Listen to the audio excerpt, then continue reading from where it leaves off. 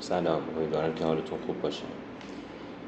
برای انجام دادن این تمرین ازتون میخوام که یه جای خلوت و آروم رو پیدا بکنین و توی هر وضعیتی که راحتین قرار بگیرین. میتونین دراز بکشین، میتونین بشینین یا هر وضعیت دیگه‌ای که براتون راحت تره. چشماتون رو ببندین و تمرکزتون رو بیارین روی تنفستون.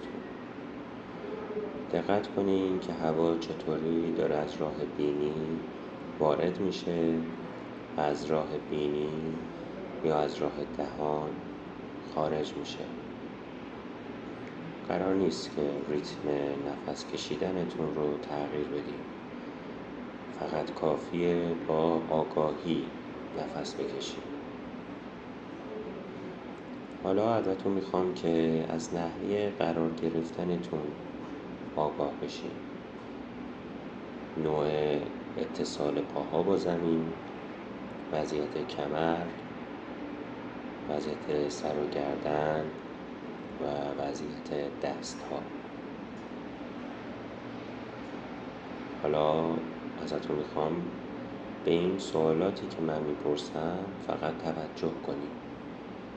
نیازی نیست که به این سوال ها جواب بدین.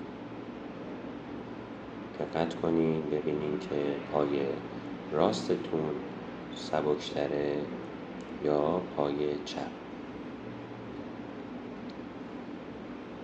پای راست سبکتره یا پای چپ. حالا دقت کنین ببینین پای چپ سنگین تره یا پای راست. پای چپ سنگین تره یا پای راست. حالا دقت کنین ببینین که دست چپ گرم تره یا دست راست. دست چپ گرم تره یا دست راست. حالا دقت کنین ببینین که پشت حفره شکمی گرم تره یا پشت قفسه سینه. پشت حفره شکمی گرم تره یا پشت قفسه سینه. حالا دقت کنین ببینین که تنش روی عضلات گردن بیشتره یا روی عضلات شانه. تنش روی عضلات گردن بیشتره یا روی عضلات شانه.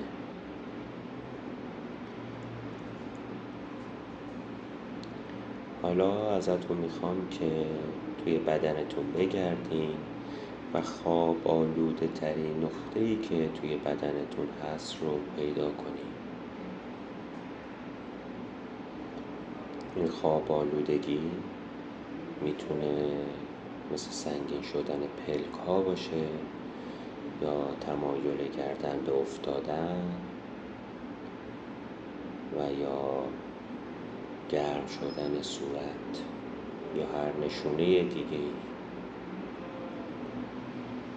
اجازه بدین که این خواب آلودگی مثل چشمه‌ای که از کف زمین میجوشه و اطراف رو خیس میکنه از اون نقطه شروع بشه و پخش بشه توی سراسر بدنتون. خواب آلودگی داره پخش میشه توی سراسر بدنتون. اجازه بدین که خواب کل بدنتون رو فرا بگیره. این احساس خواب آلودگی و خلسه میتونه مثل گرم شدن بدن، سبک شدن یا یک آرامش خیلی عمیق تجربه بشه. شاید اون نقطه خواب آلوده مثل یک سیاه چاله کل بدن شما رو بکشه توی خودش. شما الان دارین حالت خلسه رو تجربه میکنین. بذارین که این خلسه توی بدنتون باشه و عمیق‌تر بشه. میتونین یواش یواش وارد خلسه بشین یا میتونین سر بخورین توی این حالت خلسه. تک تک اعضای بدن شما در حال تجربه این حالت آرامش، خواب‌آلودگی و خلسه هستند. بذارین حالت خلسه بیشتر و بیشتر و بیشتر و عمیق‌تر بشه.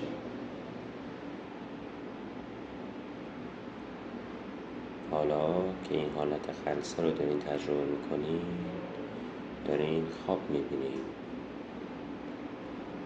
خواب میبینین که روی یک قایق نشستین، یک قایق خیلی ساده و معمولی، قایقی که نه پارویی داره، نه موتوری داره و نه دکلی. ولی این قایق توی یک رودخونه در حال حرکت کردنه و بودن روی این قایق و شناور بودن این قایق داره یک حس اعتمادی درون شما ایجاد میکنه.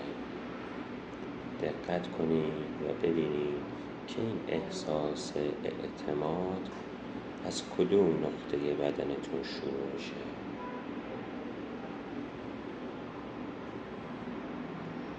حس اعتماد داره تو کل بدنتون پخش میشه. حالا ازتون میخوام که به اون چیزی که دارین میبینین دقت کنین. به رنگ آب، به رنگ آسمون، به منظره اطراف اون رودخونه، به رنگ قایق.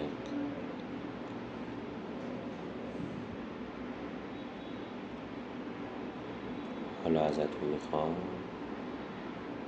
به اون صدایی که میشنوید دقت کنید. شاید صدای پرنده هاست، شاید سکوت محضه و شاید صدای آب. بو بکشین و ببینین چه بویی به مشامتون میرسه. شاید بوهای جدیدی رو تجربه کنین، بوهایی که قبلا هیچ وقت تجربه نکرده بودین. حالا ازتون میخوام دستتون رو بکنین توی آب و گرم بودن یا سرد بودن آب رو حس کنین. میتونین یه مقدار از آب رو بچشین و طعمش رو توی دهانتون مزه مزه کنین.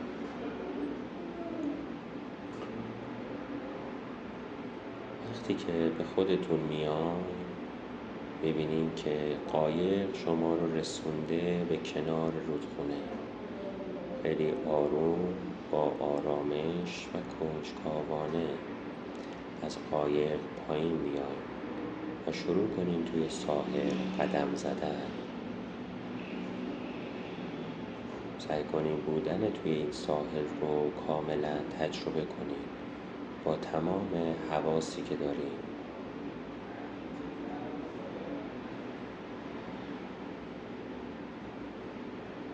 همینطوری که جلو میرین میرسین به یه مکان امن. بذارین ذهنتون این مکان امن رو اونجوری که دلش میخواد بسازه. برین توی اطراف این مکان امن قدم بزنین، لمسش کنین، حسش کنین، باهاش ارتباط برقرار کنین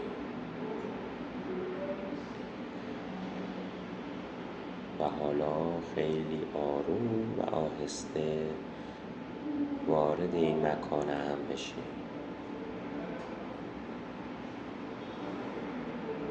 با شمارش من پله ها رو یکی یکی پشت سر میذارین و عمیق و عمیق‌تر میشین و وارد مکان امن میشین.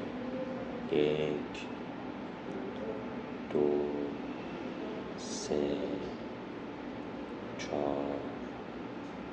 5 6 7 8 عمیق و عمیق‌تر 9 10. خوب دقت کنید به این مکان. توی قسمت مرکزی این مکان امن راهنمای درونی شما منتظرتون ایستاده. این راهنمای درونی میتونه شبیه یک حیوان باشه، شبیه یک موجود اسطوره‌ای باشه، شبیه یک آدم باشه، شبیه یک گیاه باشه یا هر چیز دیگه. بریم و در مقابل این راهنمای درونی بایستیم. حضور در کنار این راهنمای درونی یه حس آرامش عمیقی رو درون شما ایجاد میکنه. این راهنمای درونی وقتی که شما رو لمس میکنه، لمسش یک خاصیت شفابخش داره و یک مشکلی درون شما حل میشه. این مشکل میتونه یک حس بد باشه، میتونه یک تجربه دردناک جسمانی باشه، میتونه افکار منفی باشه یا هر چیز دیگه ای. اجازه بدین که ناخودآگاهتون تصمیم بگیره که چه مسئله‌ای باید حل بشه.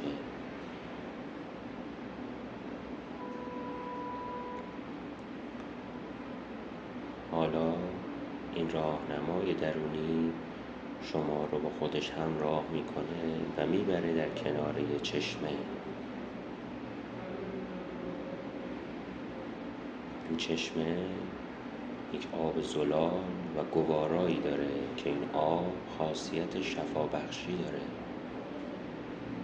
شما جلو میرین، قسمتی از بدنتون که دردناکه رو توی آب این چشمه میکنی و به محض اتصال اون قسمت با آب چشمه تنش و درد کمتر و کمتر میشه.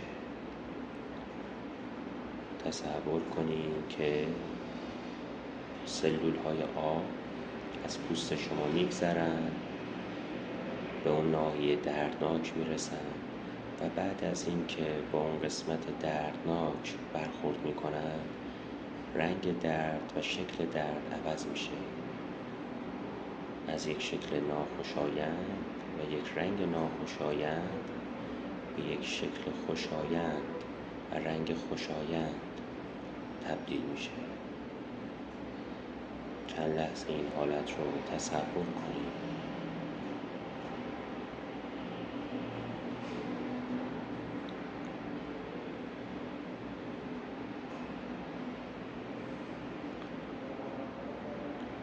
وقتی که از آب چشمه فاصله میگیریم، میبینیم که درد ناپدید و محو شده و دیگه اثری ازش نیست. با یک حالت آرامش و رضایت بخشی از راهنمای درونیتون سپاسگزاری کنید و آروم از اون مکان امن بیرون بیاید. توی ساحل قدم بزنید و سوار قایق بشید. این دفعه احساس آرامش عمیقی میکنید و دیگه نشانی از اون درد نیست. روی قایق دراز بکشین و اجازه بدین نور خورشید و نسیم ملایم پوستتون رو نوازش بده.